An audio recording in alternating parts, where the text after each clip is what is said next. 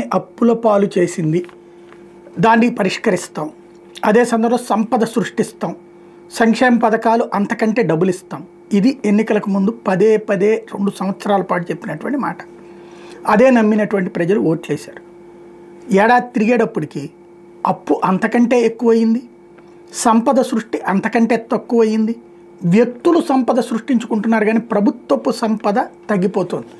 ఇది తాజా గణాంకాల కాకి సంబంధించిన దాన్ని బేస్ చేసుకుని సాక్షి రాసుకొచ్చినటువంటి ఒక కథనం చూస్తే ఎటువంటి ఆర్థిక సంక్షోభాలు లేనందున సాధారణంగా అంతకుముందు ఆర్థిక సంవత్సరాలు వచ్చిన రాబడుల కన్నా ప్రస్తుత ఆర్థిక సంవత్సరంలో రెవెన్యూ రాబడులు పెరగాలి. అందుకు పూర్తి విరుద్ధంగా 2023-24 ఆర్థిక సంవత్సరంలో ఫిబ్రవరి వరకు వచ్చిన రెవెన్యూ రాబడుల కన్నా 24-25 ఆర్థిక సంవత్సరంలో ఫిబ్రవరి వరకు వచ్చిన రెవెన్యూ రాబడులు 11,450 కోట్ల మేర తగ్గుదల నమోదైంది. అంటే బాబు పాలన సంపదలోను వృద్ధిలోనూ రాష్ట్రం తిరోగమనంలో పయనిస్తుంది. అమ్మకం పన్నుతో పాటు స్టాంప్స్ రిజిస్ట్రేషన్స్ ఆదాయం కూడా తగ్గిపోయింది. గత ఆర్థిక సంవత్సరంతో పోలిస్తే ప్రస్తుత ఆర్థిక ఏడాదిలో ఫిబ్రవరి వరకు అమ్మకం పన్ను ఆదాయం 1,068 కోట్లు తగ్గినట్టు కాగ్ గణాంకాలు చెప్తున్నాయి.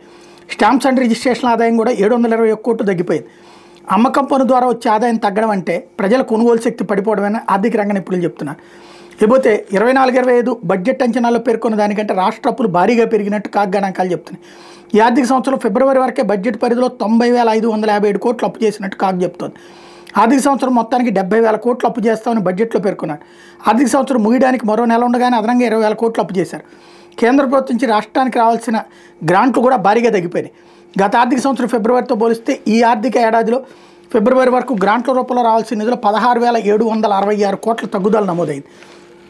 అదే సందర్భంలో జగన్ పాలనలో కన్నా 10,000 కోట్ల రూపాయలు తక్కువగా మూలధన వ్యయం ఖర్చు పెట్టారు అన్నటువంటి పాయింట్ని ఇక్కడ హైలైట్ చేసింది.